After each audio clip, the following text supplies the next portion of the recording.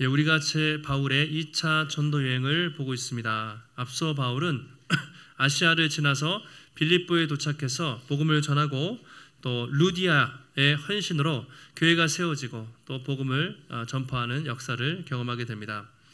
바울은 빌립보에서 복음을 전하면서 교회가 세워지는 역사도 있었지만 뒤에 보면 오늘 읽지 않았지만 그 뒤에 많은 또 핍박을 당하게 됩니다. 어느 날 빌립보에서 복음을 전하는데요, 귀신 들린 여종을 만난 거예요. 그래서 바울이 치유했겠죠. 귀신을 물러가라고 치유했는데 마침 그 여종이 점을 치고 예언하는 사람이었습니다. 그러니까 귀신이 쫓겨나면서 일을 못하게 돼서 돈을 못 벌게 됐습니다.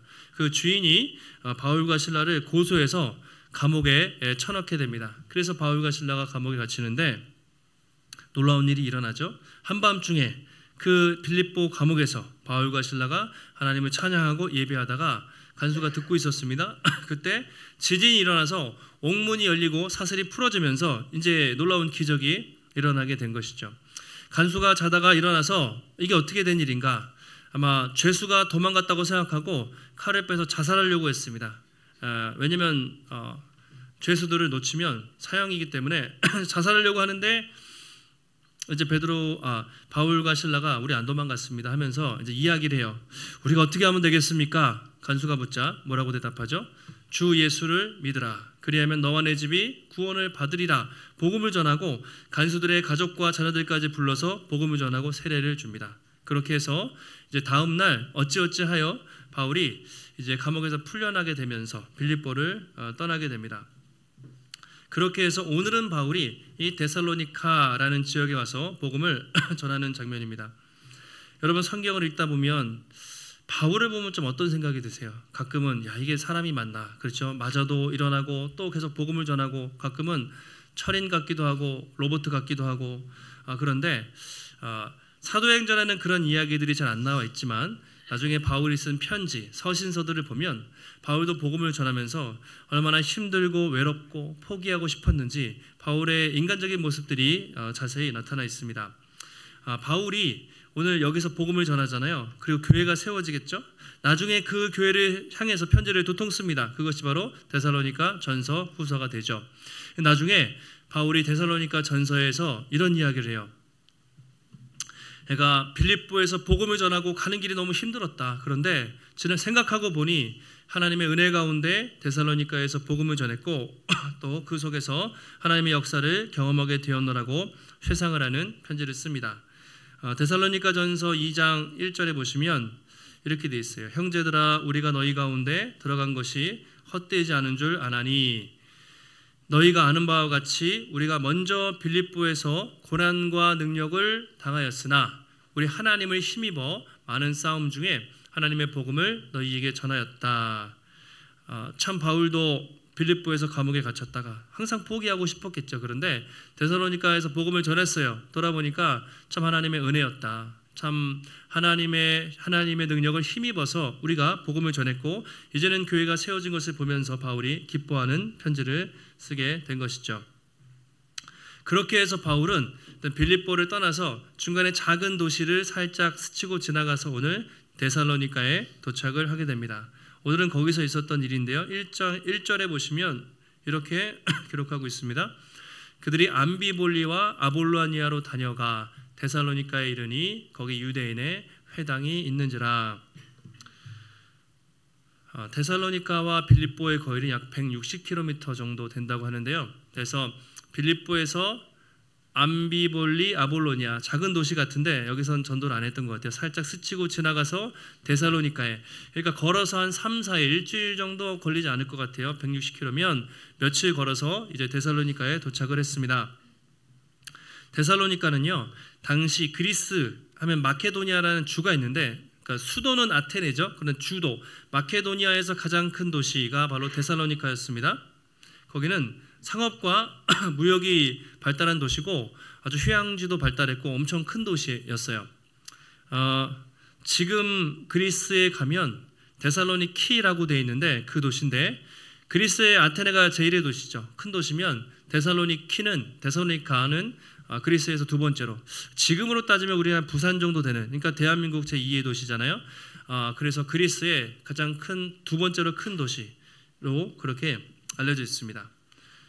한번 지도를 보면서 설명을 해드리면 좀 작게 보이실 수 있겠는데 이쪽에 무시아, 드로아라고 이렇게 되어 있는 쪽에서 그 다음에 좀 더 가면 네아폴리, 빌립보라고 되어 있죠. 빌립보라고 그렇게 되어 있고 거기서 암비볼리, 아볼로니아, 데살로니카라고 보이시나요? 그 지역입니다. 그래서 빌립보에서 160km 정도, 적어도 한번 사나흘 정도 걸어서 데살로니카에 도착을 했습니다. 요즘 사진을 한번 띄워드릴게요. 현재 저기는 실제 데살로니카에 가면 바울이 저 어딘가에서 복음을 전했을 것으로 추정되는 지역에 망대를 세워놓은 것인데 아마 현재 이제 데살로니카의 하나의 모습이고요. 다음 넘겨주시면 저기가 바울 기념교회, 그러니까 지난주에 루디아 기념교회, 바울이 사역했던 곳이라고 추정되는 곳에 이제 교회에서 기념교회들을 만들어 놓잖아요. 그래서 아마 바울이 데살로니카 저쯤에서 복음을 전하지 않았을까라고 추정되는 곳에 교회가 이제 세워져 있고요. 다음 넘겨주시면 저 동상은 제가 작년에 갔을 때 봤어요. 저도 직접 사진으로 찍었는데 어떤 동상일까요? 알렉산더 대왕이죠. 당시 알렉산더 대제가 그 마케도니아를 중심으로 통치했기 때문에 큰 광장에 아주 상징으로 랜드마크처럼 알렉산더 대왕의 동상이 데살로니카에 지금도 있습니다. 뒤에는 이제 바다고요. 지금 현재 도시인데 이제 이쪽에는 성곽이고 저 밑에 집들이 있고 그리고 그 위에 뒤에 바다가 있잖아요. 그러니까 지난주 빌립보 같은 경우는 지금 없어진 도시예요. 에베소도 지금 가면 없어요. 고대 유적만 남아 있고 이제 아테네나 데살로니카 같은 경우는 현재 아주 큰 도시로 남아 있는.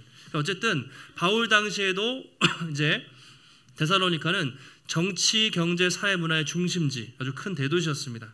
그래서 바울이 거기를 목표로 삼고 이제 빌립보에서 데살로니카로 이동을 하게 되었습니다. 데살로니카에 갔을 때 어디를 먼저 갔겠습니까? 항상 바울이 먼저 가는 곳이 회당이죠. 회당에 갔습니다.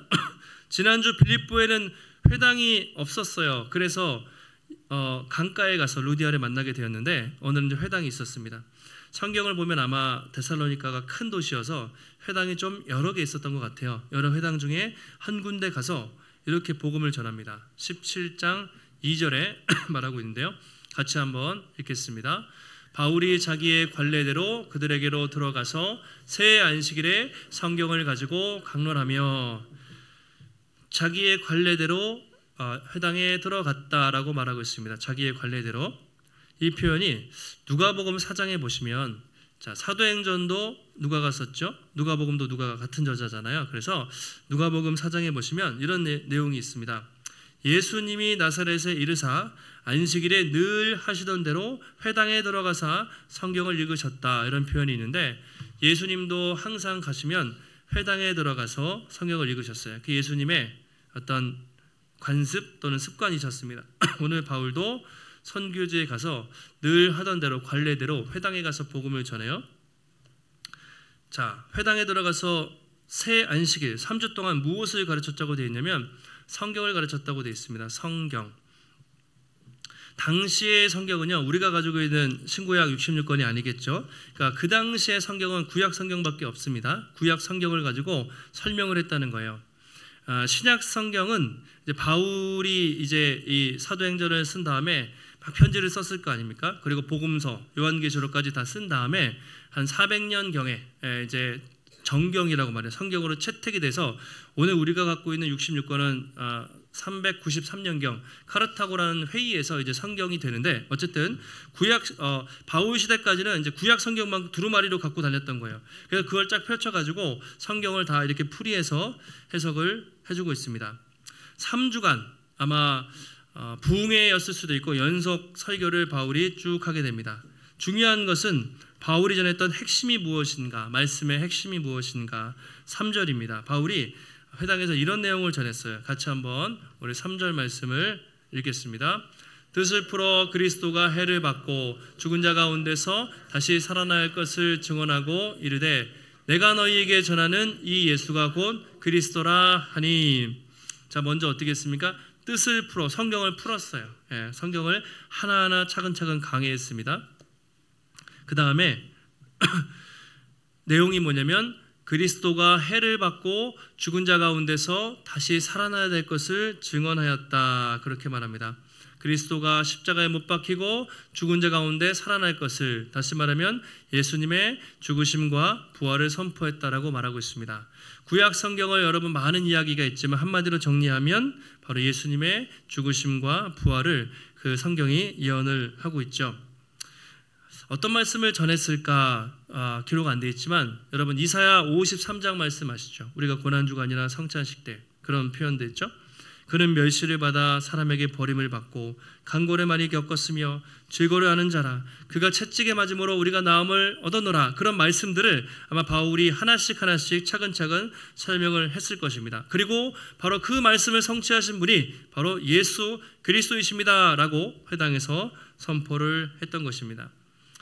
우리 생각에 예수 그리스도라는 말이 그냥 붙어 있잖아요. 고유명사. 예수는 그리스도. 우리에게는 너무나 당연한 신앙 고백인데요. 그 당시 사람들은 절대로 쓸 수 없는 말이에요. 예수는 그리스도가 아닙니다. 메시아라는 말, 그리스도라는 말 잘 아실 거예요. 그래도 혹시 모르시는 분들 위해 설명해 드리면 메시아랑 그리스도는 같은 뜻이잖아요. 뭐냐면 왕, 기름 부음을 받은 자 이런 뜻입니다. 왕. 근데 메시아는 히브리 말, 구약 성경에 쓰인 말이고 그리스도는 신약 성경 헬라어 그리스도로 쓰인 말인데 의미가 똑같아요. 당시 유대인들이 볼 때요, 예수라는 사람은 십자가에 못 박혀 돌아갔잖아요. 나무에 달려 죽은 사람은 무엇입니까? 저주를 받았다고 생각했기 때문에 절대로 구약 성경에 예언된 메시아가 아니었어요. 지금도 유대인들은, 유대교를 믿는 사람들은 어떻습니까? 메시아를 기다리죠. 아직 예수님 메시아가 아니었기 때문에 지금도 메시아가 오기를 유대인들은 여전히 기다리고 있어요. 자, 그리스인들이 볼 때, 헬라 사람들이 볼 때 예수가 과연 그리스도 왕이냐? 절대로 그렇지 않습니다. 십자가에 못 박혀서 허무하게 죽은 사람이 어떻게 왕이 됩니까?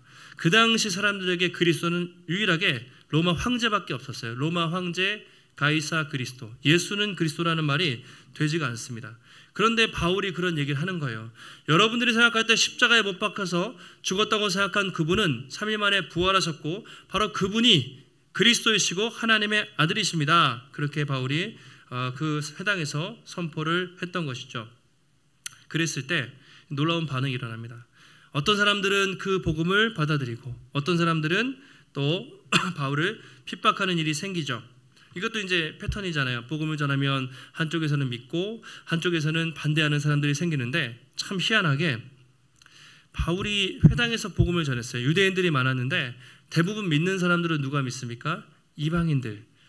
여러분 성경을 잘 아는 사람들은 누굽니까? 유대인들이죠. 유대인들은 원래부터 성경을 정말 철저히 외우던 사람들인데 정작 그 사람들은 예수님을 믿지 않아요. 그런데 그리스 사람들, 당시 데살로니가 사람들은 성경 말씀을 처음 듣는데 그 많은 사람들이 이방인들이 예수님을 믿고 돌아오는 일들이 벌어지게 됩니다.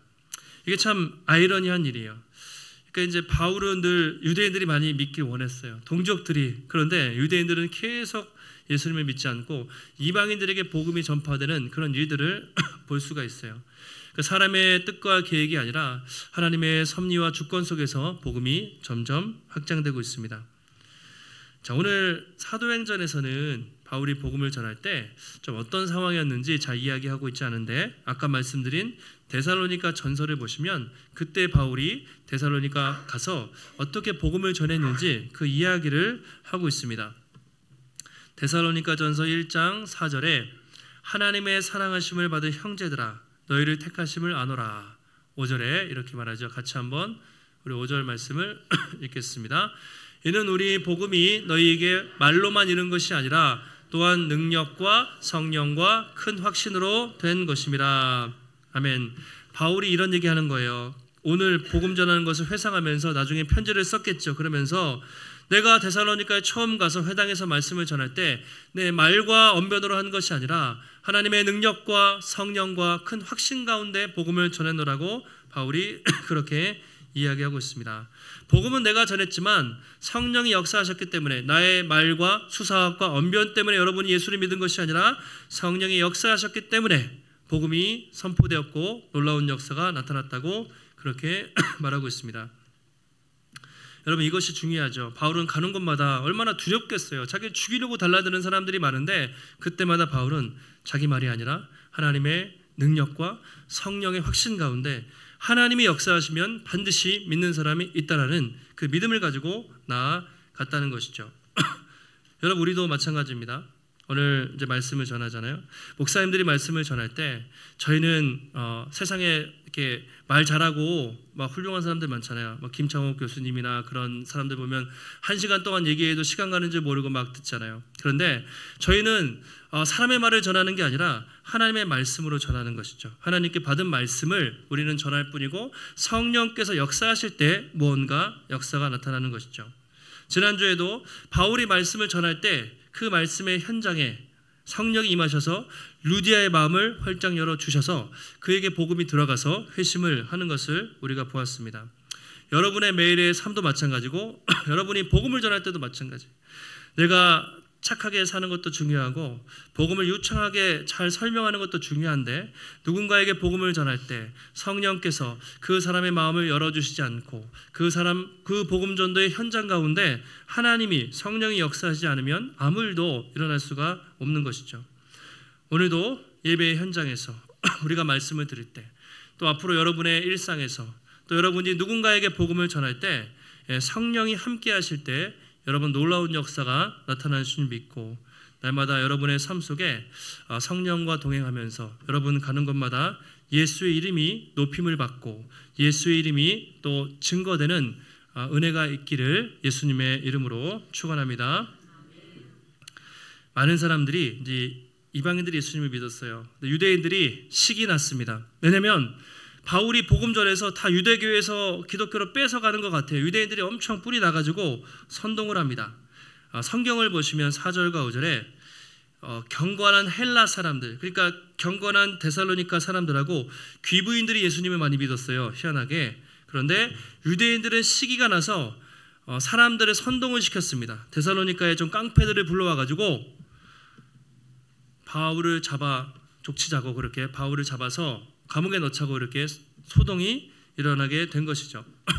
야손이라는 사람이 바울을 돌봐줬던 것 같아요. 그래서 야손의 집에 가면 바울이 있을 것이다. 그래서 막 찾는데 갔는데 없었어요. 그래서 바울과 실라 대신에 야손과 그 집안 사람들을 붙잡아가지고 이렇게 관리들에게 고발을 하게 됩니다. 감옥에 갇히게 돼요. 그런데 죄명을 보면 이렇습니다. 성경을 보시면 그들이 어떤 죄의 목으로 바울과 실라를 고발했는가? 17장 6절 뒤에 보면 이렇게 있죠. 이 사람들이 천하를 어지럽게 하는 사람들이다. 한번 자막도 한번 띄워주시면 이 사람들이 천하를 어지럽게 한다 이렇게 되어 있고요. 그리고 7절에 가이사의 명을 거역하여 말하되 다른 임금 곧 예수라 하는 이가 있다 하더라. 그러니까 그들의 죄명은 이거였습니다. 저 사람들은 천하를 아주 어지럽히는 사람들. 또 하나는 가이사 로마 황제의 명령을 거부하고 다른 왕을 섬기는 사람들이라고 고소를 하게 된 것이죠. 그들의 첫 번째 공격은 천하를 아주 어지럽히는 사람이었어요.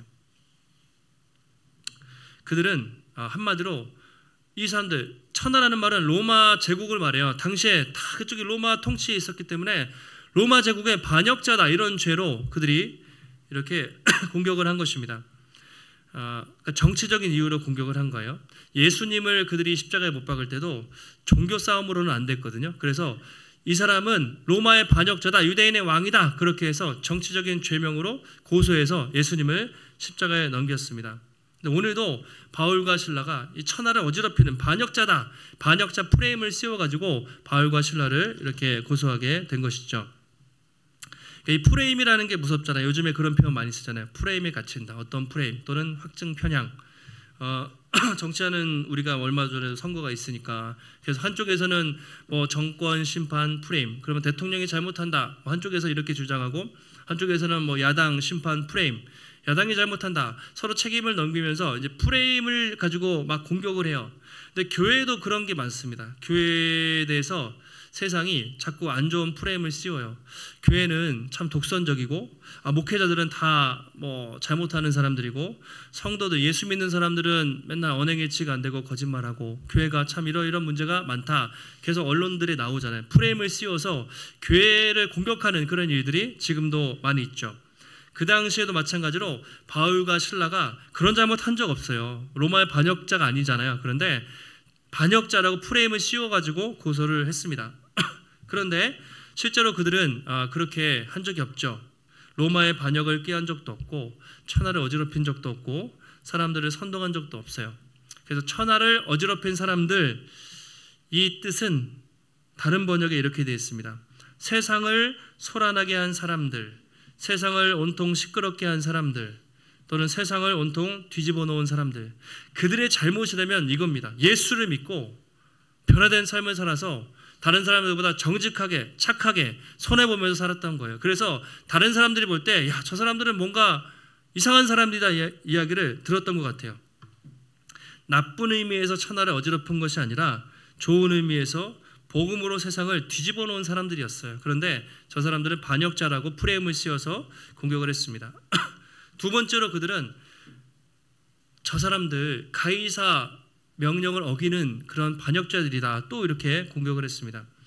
당시의 로마 황제 가이사는 여러분 단순한 왕이 아니라 신이었어요. 신으로 숭배되었습니다.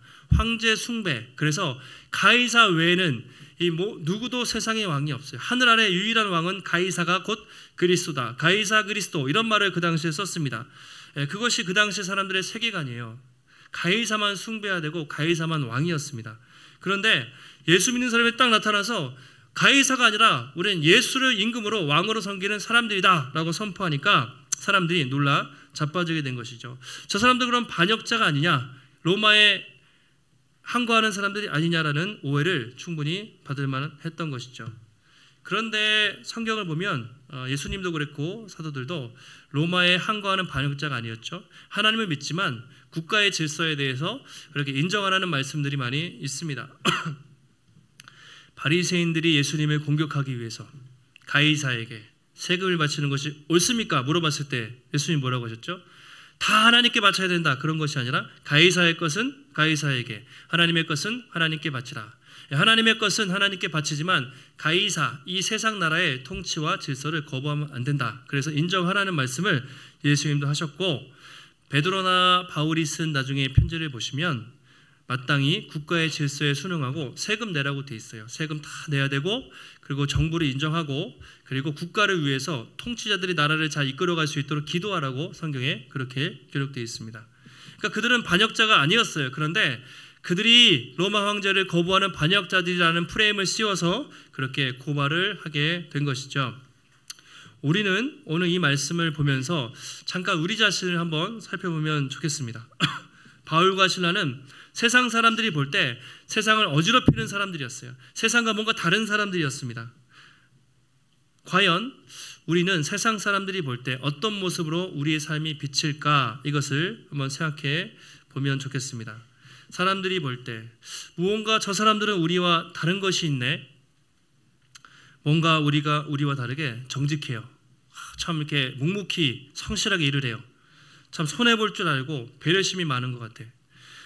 저 사람들을 보면 왠지 함께 있고 싶고 기분이 좋고 내가 힘들고 어려울 때 찾아가서 기도를 부탁하고 싶은, 어제도 섬김 입금이 모임을 했는데 우리에게 어떤 모습이 나타나고 있습니까? 그런 얘기 했을 때 어떤 분이, 우리가 자기도 뭐 특별한 거 없지만 애 엄마들이 예수님 교회를 안 다니는데 힘들고 어려울 때마다 전화 와서 상담도 하고 기도해 달라고 부탁한다는 이야기를 했는데, 그런 것들이죠.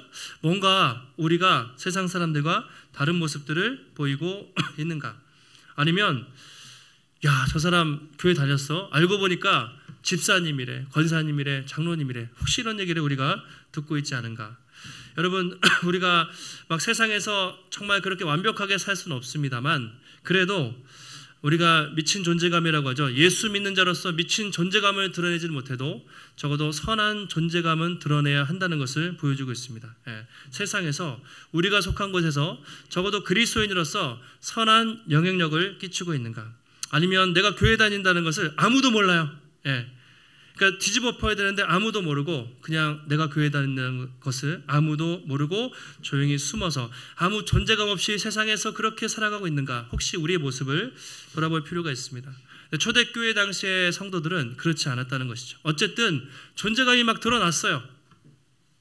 그런 가운데 오늘 야손이라는 사람이 등장하죠. 야손. 다른 성경에 거의 등장하지 않는 짧게 나오는 인물입니다. 그런데 바울이 데살로니가에서 복음 전할 때 열심히 돕고 집에서 바울이 이렇게 쉴 수 있도록 도와줬던 사람인 것 같아요. 그런데 오늘 야손이 어떻게 됩니까? 바울 대신에 감옥에 갇혀요. 만약에 바울 어디 갔어? 이렇게 물어봤는데 야손이 저기 어디 숨었는데요 라고 말했으면 야손이 안 잡혀갔겠죠. 그런데 말하지 않았습니다. 자기가 대신 감옥에 갔어요. 근데 야손이라는 사람은 성경에 별로 내용도 없지만 적어도 예수님을 믿은 지 얼마 됐을까요? 바울이 아까 3주 있었다고 그랬죠. 그러니까 적어도 예수 믿은 지 뭐 몇 주 또는 몇 달밖에 안 된 아주 초신자였단 말이죠. 그런데 자기가 믿는 예수님 때문에 기꺼이 감옥에 갇힌 일을 그렇게 야손이 하게 되는 것이죠. 빌립보 대표가 누굽니까? 루디아라면 데살로니가에는 야손이 있어요. 이렇게 예수를 믿지만 예수를 믿기 때문에 희생하고 또 섬기는 많은 사람들이 있었고 그렇기 때문에 바울이 복음을 전할 수가 있었던 것이죠. 나중에 바울이 로마서를 쓰는데요. 로마서에 보면 바울이 길게 편지를 쓰고 16장에 사랑하는 우리 베베와 우리 누구와 막 안부 인사를 길게 하거든요. 16장 그 한 절 구퉁이에 이런 말이 있어요. 나의 동역자 디모데와 나의 친척 루기오와 야손이 너희에게 문안하느니라 라는 표현이 로마서 16장 21절에 있는데 아마 그 같은 야손이라면 학자들은 그렇게 봅니다.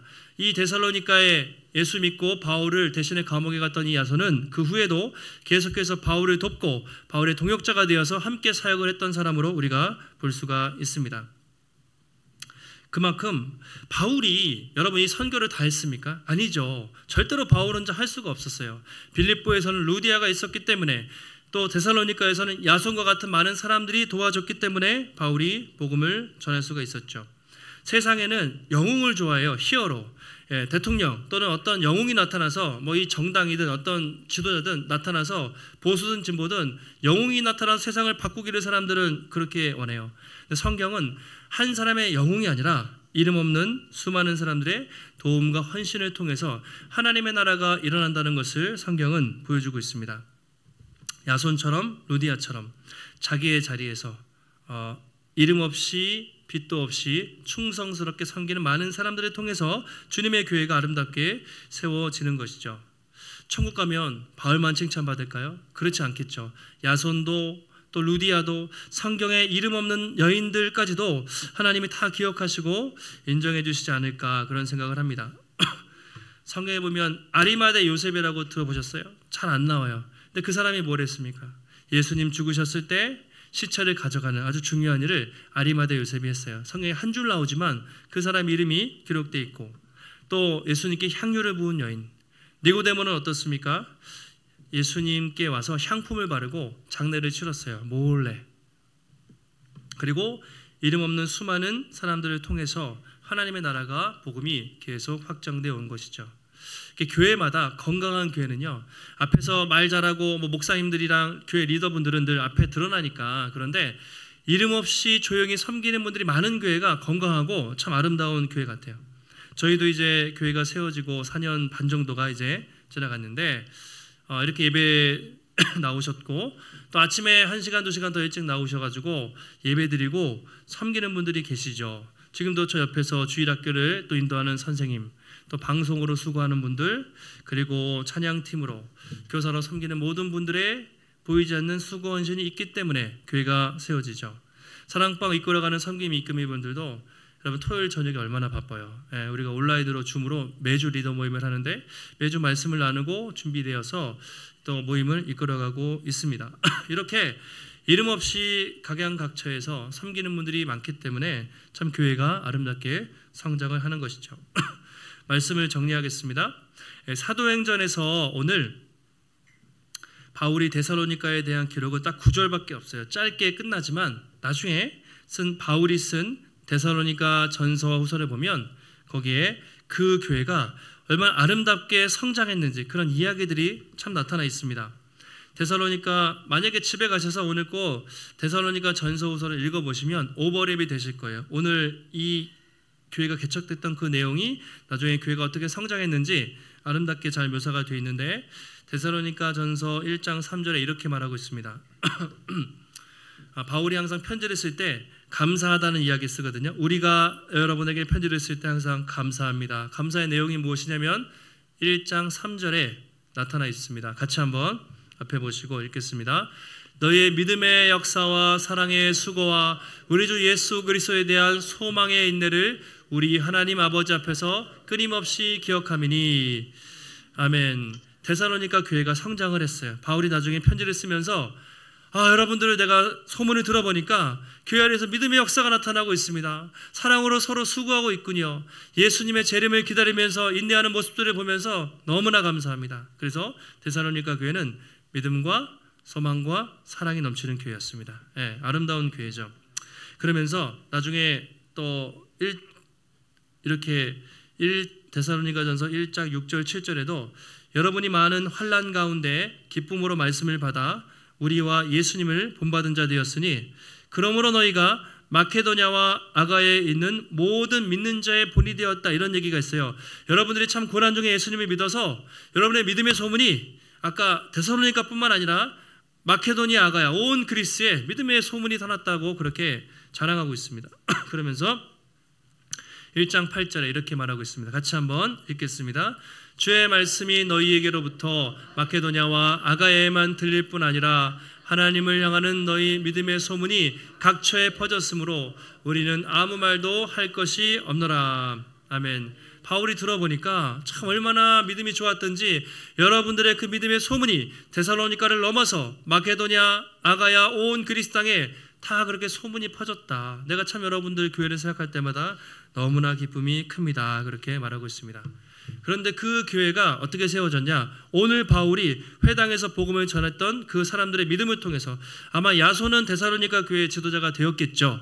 그래서 그 척박한 땅에 복음의 씨앗이 뿌려지고 교회가 성장하면서 나중에는 그렇게 온 땅에 칭찬받는 믿음의 교회가 되었던 것입니다.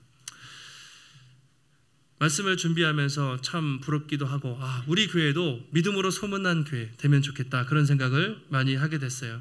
여러분, 하나님이 삼성지역에 교회를 세운 이유가 무엇입니까? 첫째는 예배겠죠. 우리가 뜨겁게 하나님을 예배하고 서로 사랑하라고 하나님이 부르신 줄 믿습니다. 그러나 그것이 끝이 아니죠. 우리끼리만이 아니라 믿음의 소문이 퍼져나가야 돼요. 이 복음이 이 교회 문턱을 넘어서 우리 삼성지역에 또 지축에 원흥에 고양시에 이 지역에 퍼져나가는 것이 하나님의 꿈과 계획입니다. 그래서 여러분, 우리가 한 주간 또 살아가실 때 먼저는 여러분 성령의 충만함이 없으면 아무것도 할 수 없습니다. 여러분의 매일의 일상에 여러분의 가정과 직장 가운데 성령님이 함께 하시고 내가 누군가에게 복음을 전할 때 성령이 함께 하셔서 나의 삶을 통해 그리스도의 복음이 드러나고 여러분 선한 존재감이 나타날 수 있도록 내 삶을 통해 선한 영향력이 나타날 수 있도록 우리가 같이 기도하시고 또 우리가 이 지역에 하나님 세우신 목적을 기억하면서 우리가 함께 이 땅을 품고 기도하며 복음을 전할 때 여러분 믿음의 좋은 소문이 이 삼성지역뿐 아니라 이 지역에 아름답게 넘쳐서 하나님께 영광 돌리는 또 귀한 성도님들 또 귀한 믿음으로 소문난 교회가 되기를 예수님의 이름으로 축원합니다. 하나님 감사합니다. 오늘도 우리에게 귀한 주여 허락하여 주시고 하나님의 귀한 말씀 듣게 하시니 감사를 드립니다.